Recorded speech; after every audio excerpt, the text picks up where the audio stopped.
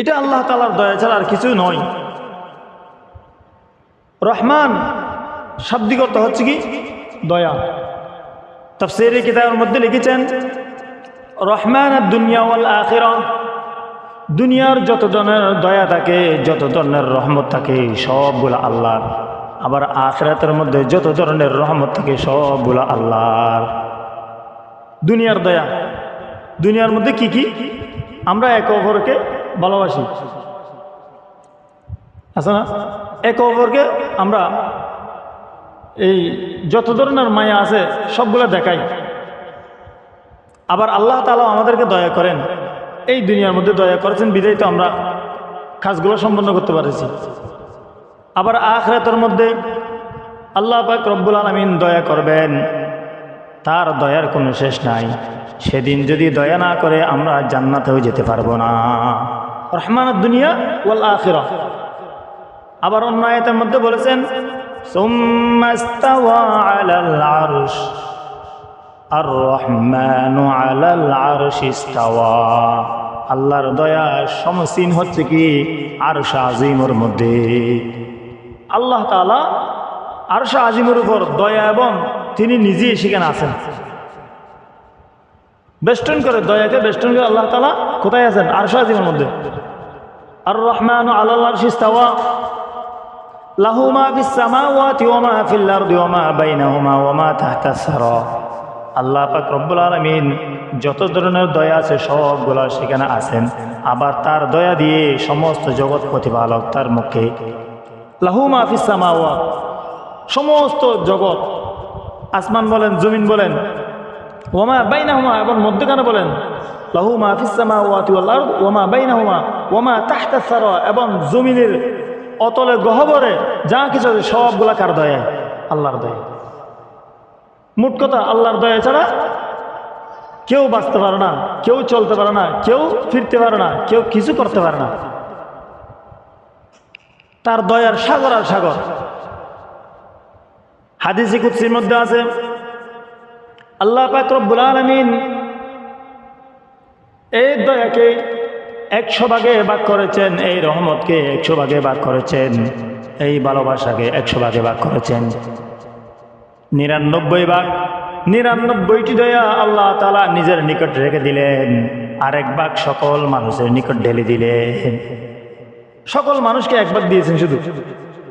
এর মধ্যে দেখেন মা ছেলের জন্য কত মায়া আদর, বাবার জন্য কত মায়া আর আদর। একজন বাবা যদি রাস্তার দিকে হাঁটে, ছেলে গিয়ে যদি বলে আব্বু আমাকে এটা দাও, সাদা সাদা দিয়ে দে, দয়া চলে আসে। সাইকেল দেন, দিয়ে দিবে। মোবাইল দেন, দিয়ে দে, দয়া।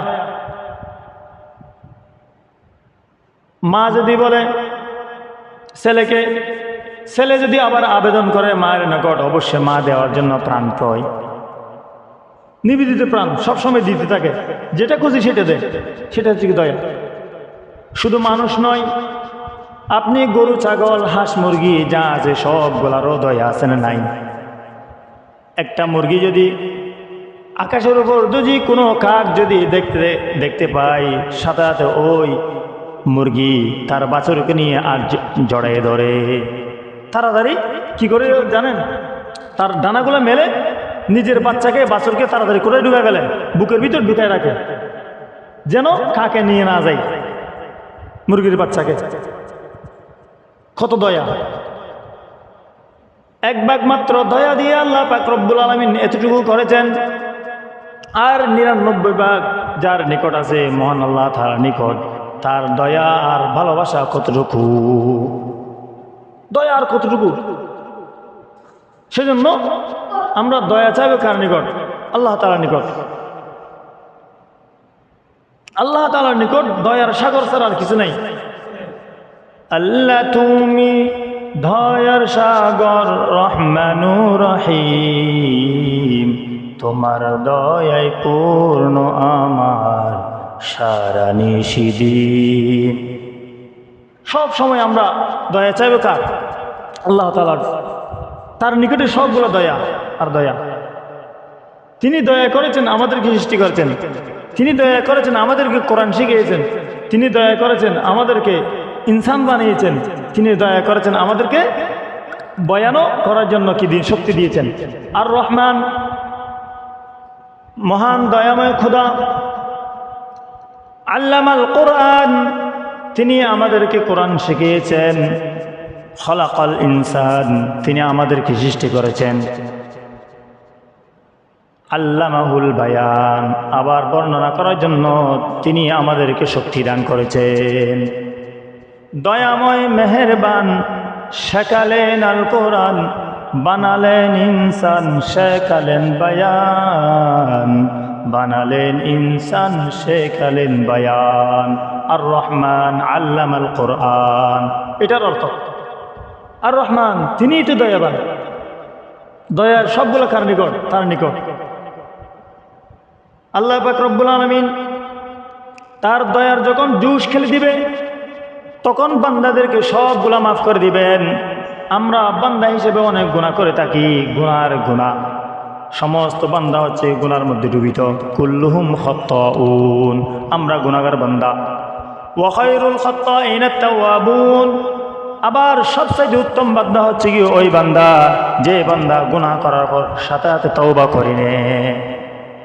আমরা বান্দা, আপনি যতই গুনাহ করেন, গুনাহ করার পর যাই নামাজ বিছিয়ে যখন 2 রাকাত নামাজ পড়ে আল্লাহ তাআলার নিকট গিরিয়ে জারি করবেন, কান্নাকাটি করবেন, সাথে সাথে আল্লাহ তাআলা ক্ষমা করে দিবেন। সেটা হচ্ছে কি আল্লাহ। বনী ইসরাইল যুগের মধ্যে এক ব্যক্তি গুনাহ করতে করতে অনেক গুনাহ করে ফেলছে। কবিরা গুনাহ করতে করতে একজন ব্যক্তির নিকট গিয়ে গেল।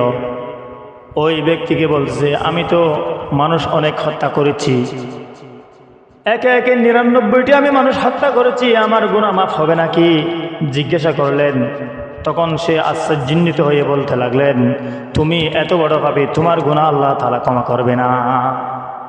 তুমি এত বড় পাপী, এত বড় কবিরা গুনাহ করেছো, একে একে একে একে, একটা নয়, 2টা নয়, 10টা নয়, 50টা নয়, 99টি তুমি মানুষ হত্যা করেছো, তোমাকে তো আল্লাহ তাআলা ক্ষমা করবে না।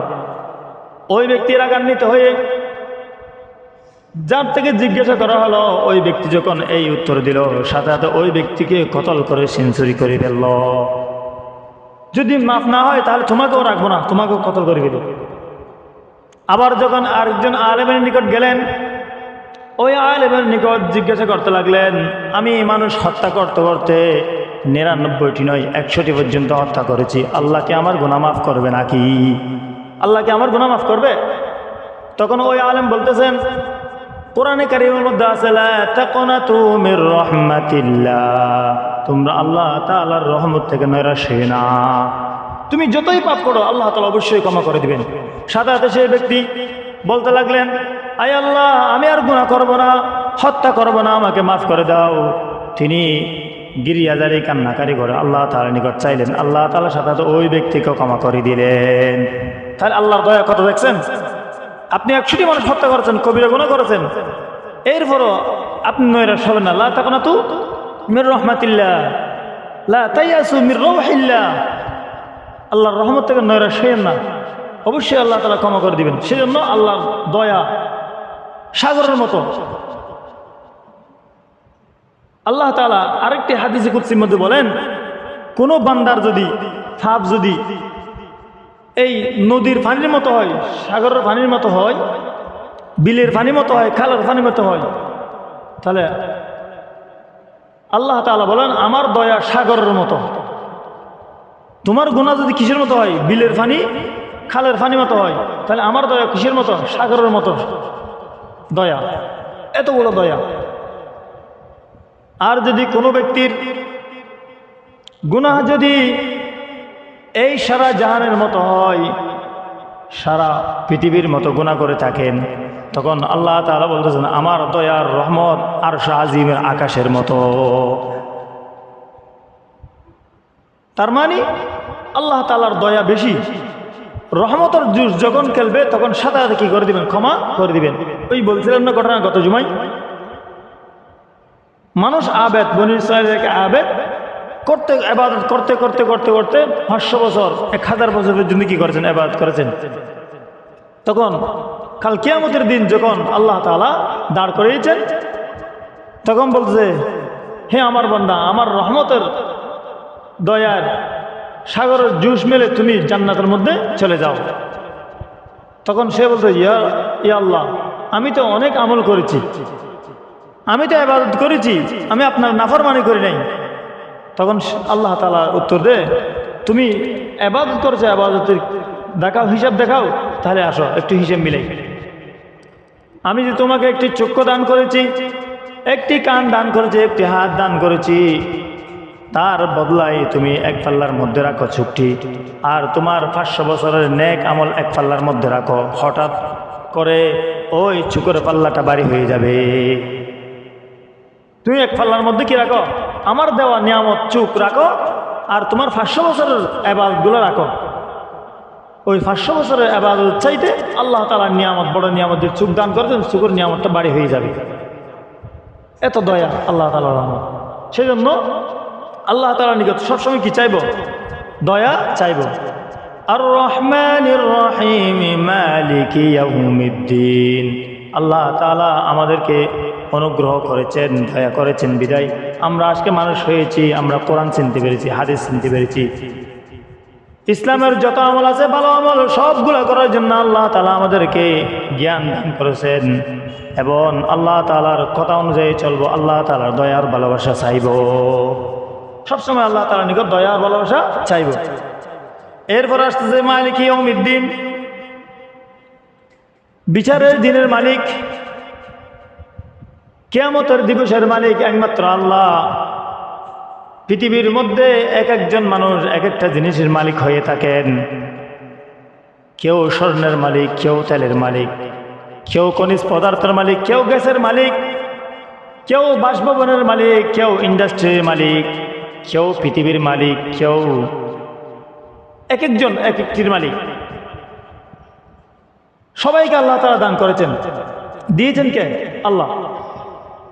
প্রকৃতপক্ষে সবগুলোর মালিক হচ্ছে কি আল্লাহ। মালিক ইয়াউমিদ্দিন, যখন এই দুনিয়াটি ধ্বংস হয়ে যাবে, কুল্লু মান আলাইহা ফান, সবগুলা যখন ধ্বংস হয়ে যাবে, ওয়ায়াবকা ওয়াজহু রাব্বিকা যুল জালালি ওয়াল ইকরাম, আল্লাহ পাক রব্বুল আলামিন শুধু বেঁচে থাকবেন। কিয়ামত সংগঠিত হবে। কিয়ামতের দিন আল্লাহ পাক রব্বুল আলামিন বিচারের কাঠগড়ার মধ্যে সবাইকে দাঁড় করাবেন। সেদিন আল্লাহ ছাড়া আর কেউ বিচারের আসনের মধ্যে বসবেন না। আল্লাহ তাআলা আরশ আজিমের মধ্যে বসবেন, বসে এবার বিচার শুরু করবেন। সেদিন কারো কথা বলার সুযোগ থাকবে না, একমাত্র আল্লাহ তাআলার অধিকার। মালিক ইয়াউমিদ্দিন, কোনো ব্যক্তি কথা বলতে পারবে না।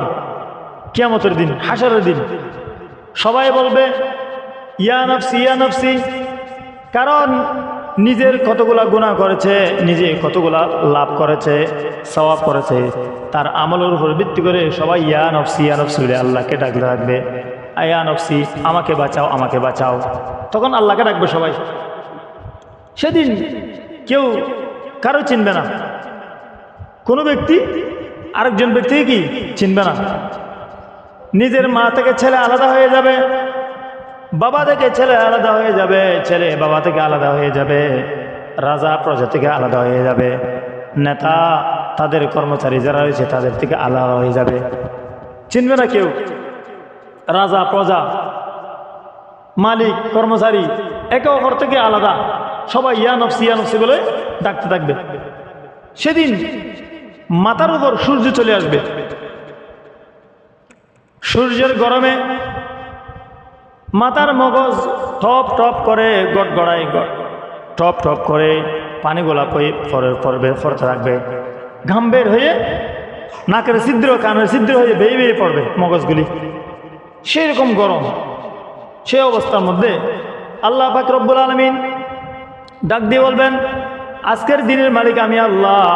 তখন সেদিন একটা শব্দ বলবে, লিমানিল মুলকুল ইয়াউম, আজকের দিনের মালিককে আমাকে বলো।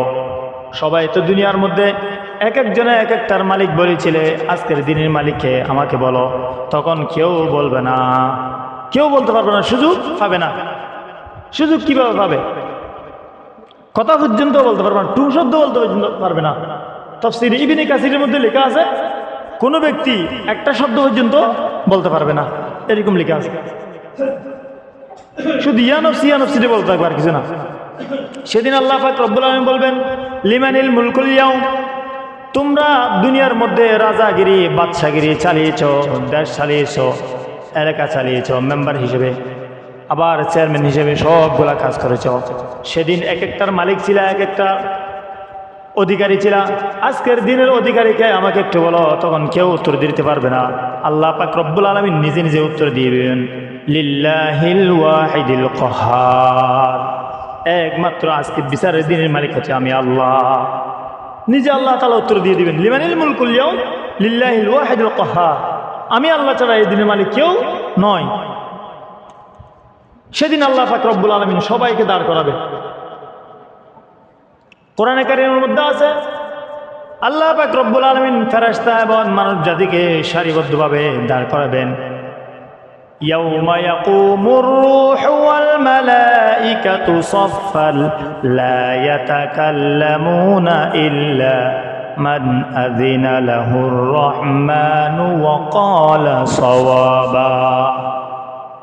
ইয়াউমা ইয়াকুমুর রূহু ওয়াল মালাইকা, আল্লাহ পাক রব্বুল আলামিন বলবে, হে রূহ জগৎ তোমরা, ওয়াল মালাইকা এবং ফেরেশতা জগৎ তোমরা সারিবদ্ধ হয়ে সাফফান লা ইয়াতাকাল্লামুনা, তোমরা সব বাদি যাও, সারিবদ্ধ হয়ে যাও।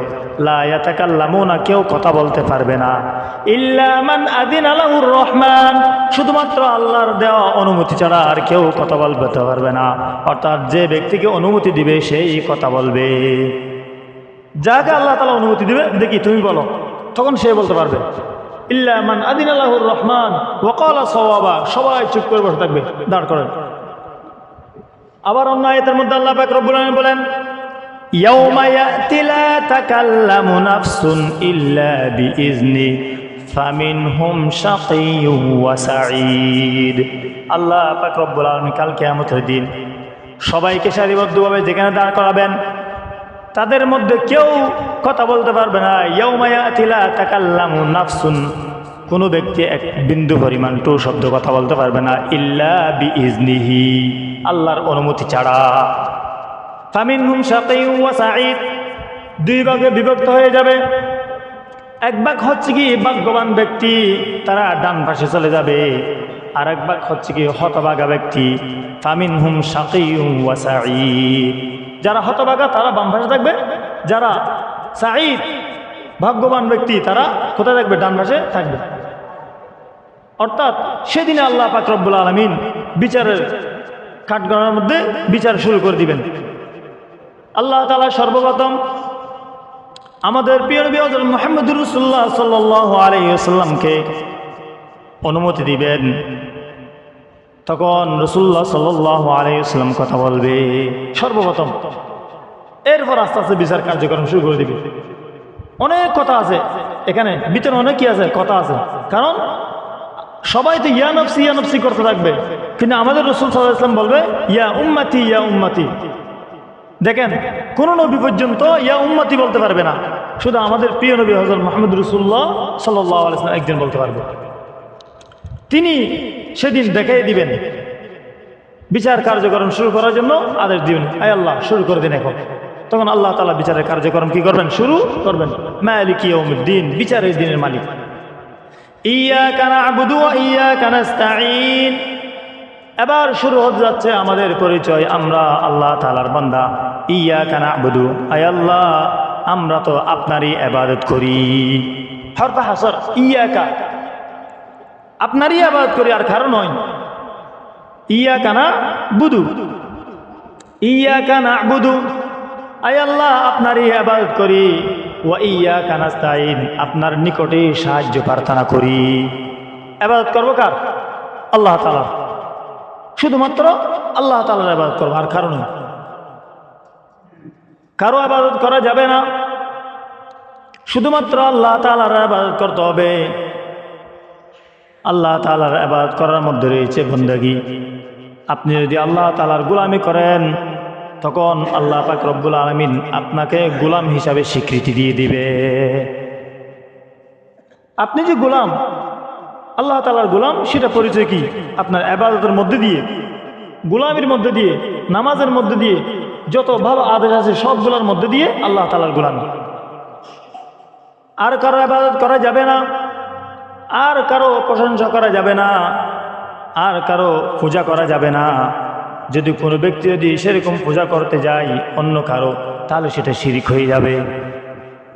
শিরিক করবেন না, কারণ আল্লাহ পাক রব্বুল আলামিন বলেন, ইন্নাল্লাহা লা ইয়াগফিরু আন ইউশরাকা বিহি ওয়া ইয়াগফিরু মা দুনা যালিকা লিমান ইয়াশা। নিশ্চয় আল্লাহ পাক রব্বুল আলামিন শিরিক গুনাহকে ক্ষমা করবেন না। ওয়া ইয়াগফিরু মা দুনা যালিকা লিমান ইয়াশা, আল্লাহ তাআলা যদি চাই অন্য অন্য আপনার যত গুনাহ আছে সবগুলো মাফ করে দিতে পারেন, কিন্তু শিরিক গুনাহ ক্ষমা করবেন না। সেজন্য ইবাদত করব কার? আল্লাহ তাআলা। আল্লাহ তাআলার নিকট চাইব যত জিনিস আছে সবগুলো আল্লাহ তাআলার নিকট চাইব, আয় আল্লাহ আমাকে হেদায়েতের উপর সঠিক রাখেন। আল্লাহ তাআলার নিকট চাইব সবসময়, ইয়াকা না'বুদু, এবং আল্লাহ তাআলার গোলামি করব। যত ধরনের বندگی আছে সবগুলো আল্লাহ তাআলা, কারো যেন এক বিন্দু পরিমাণ না হয়। যত নবীরা আছেন সবাই বলেছেন ক্বালা ইন্নী আবদুল্লাহ, সবাই তো আল্লাহ তাআলার বান্দা, নবীরা পর্যন্ত আল্লাহ তাআলার বান্দা। আতানিয়াল কিতাব ওয়া জাআলাহু নাবিয়্যা, আল্লাহ পাক রব্বুল আলামিন নবীদেরকে কিতাব দান করেছেন এবং নবী হিসেবে স্বীকৃতি দান করেছেন। কিন্তু আমরা কার বান্দা? ইন্নী আবদুল্লাহ, এটা স্বীকৃতি দিতে হবে। আল্লাহর বান্দা স্বীকৃতি হওয়ার মধ্যে আল্লাহ তাআলার গোলামি দাসত্ব এটা প্রমাণ করতে হবে। সবসময় যদি আমি আল্লাহর বান্দা, আমি আল্লাহর বান্দা, রাসূলের উম্মত এটা জিকির করি, কিন্তু আল্লাহ তাআলার বান্দা হিসেবে যদি পরিচয় না দিই, তাহলে আল্লাহর বান্দা হওয়া যাবে না। আল্লাহ তাআলার বান্দার পরিচয় দিব আমি আল্লাহর বান্দা, রাসূলের উম্মত, সেটা পরিচয় দিব। সাথে প্র্যাকটিক্যালি ভাবে কি করতে হবে? পরিচয় দিতে হবে। নামাজের মধ্যে, কোরআন তেলাওয়াতের মধ্যে, জিকিরের মধ্যে আল্লাহ তাআলার বندگی পরিচয় দিতে হবে। ওয়া ইয়াকা নাস্তাঈন, যা কিছু চাইব পৃথিবীর মধ্যে, যা কিছু প্রয়োজন আছে দুনিয়ার মধ্যে, আমার যা কিছু প্রয়োজন আছে, আপনার যা কিছু প্রয়োজন আছে, সবগুলো আল্লাহ তাআলার নিকট চাইব, কারো নিকট চাইব না। যদি আপনি কারো নিকট চান, নাউজুবিল্লাহ, আপনি শিরিক করে ফেললেন। আল্লাহ ছাড়া দ্বিতীয় কেউ কোনো কিছু দিতে পারে না। দিতে পারে কে? শুধুমাত্র আল্লাহ। যা কিছু দিবেন দুনিয়ার মধ্যে একে অপরের নিকট চাই, কিছু চাই আর কি, সাময়িক। এটা যেমন আপনার নিকট আমি টাকায় চাইলাম, আপনি ধার দিলেন, কর্জে হাসানা, অন্য কিছু চাইলেন, দিলেন, কিন্তু যে টাকাগুলি আপনার নিকট আছে, যে অর্থগুলি, যে জিনিসগুলি আপনার নিকট আছে, সেগুলি কে দিয়েছেন? আল্লাহ। এর আগে কারো মাথা নত করা যাবে না, শুধু আল্লাহ তাআলার নিকট আমরা মাথা নত করবো, আল্লাহ তাআলার নিকট সাহায্য প্রার্থনা করব। আল্লাহ তাআলার নিকট সাহায্য প্রার্থনা, আয় আল্লাহ আমাকে এই এই জিনিস প্রয়োজন, আমাকে দিয়ে দাও। আল্লাহ তাআলা দিয়ে দিবেন। পরীক্ষিত আমল আমাদের। আপনার নিকট টাকা নাই, পয়সা নাই, কিন্তু আপনি ইবাদত করেন, অবশ্যই দিয়ে দিবেন। কিরকম? হাদিসের কিতাবের মধ্যে আছে, কোনো ব্যক্তি খাবারের মধ্যে কষ্ট হয়ে যাচ্ছে, টাকা পয়সা কষ্ট পাচ্ছে, অর্থ নাই, কড়ি নাই, চাউল নাই, ডাল নাই, কিছু নাই, কোন আল্লাহ তাআলার বান্দা যদি মাগরিবের নামাজের পর সূরাতুল ওয়াকিয়া তেলাওয়াত করে কন্টিনিউ সবসময়, আল্লাহ পাক রব্বুল আলামিন তার পরদিন সকালবেলায় তার জন্য রিজিকের ব্যবস্থা করে দিবেন। বলেন সুবহানাল্লাহ। পরীক্ষিত আমল করে দেখেন, অভাব দূর করে দিবে, রিজিকের ব্যবস্থা করে দিবে। আপনি যদি প্রত্যেকদিন সূরাতুল ওয়াকিয়া পড়েন এবং আল্লাহ তাআলার নিকট সাহায্য চাইতে হবে, ইয়াকা না'বুদু ওয়া ইয়াকা নাস্তাঈন, আপনার গোলামি করি এবং আপনার নিকট সাহায্য প্রার্থনা করি। কার নিকট চাইব? আল্লাহ তাআলার নিকট। কোনো মুসিবত থাকলেও এটা আল্লাহ তাআলার নিকট কি করব? সাথে সাথে দোয়া করব। আমরা বলি না, লা ইলাহা ইল্লা আনতা সুবহানাকা ইন্নী কুনতু মিনাজ জালিমিন, আল্লাহ তাআলা ছাড়া কোনো মাবুদ নাই, তিনি মহান পবিত্র। ইন্নী কুনতু মিনাজ জালিমিন, আমি জালেমদের অন্তর্ভুক্ত। আমি আল্লাহ তাআলার নিকট হিসেবে গুনাহগার বান্দা হিসেবে কি করতে হবে? নত হতে হবে। সেটা হচ্ছে বান্দা, অর্থাৎ আপনি নিজে আল্লাহ তাআলার নিকট সারেন্ডার করেছেন, হ্যাঁ, কান্নার মধ্যে, এবং আল্লাহ তাআলার নিকট একা কিভাবে চেয়েছেন যে আমি বান্দা, আমি অনুতপ্ত হয়েছি, আয় আল্লাহ আমি গুনাহ করব না বলে যদি চান, অবশ্যই আল্লাহ তাআলা দিয়ে দিবেন। এরপরে চাইবেন ইহদিনাস সিরাতাল মুস্তাকিম, আল্লাহ তাআলার নিকট এবং দোয়া করার পর সবসময় আমরা দোয়া করব ইহদিনাস সিরাতাল মুস্তাকিম, আয় আল্লাহ আমাদেরকে সহজ সরল সঠিক পথ দেখান।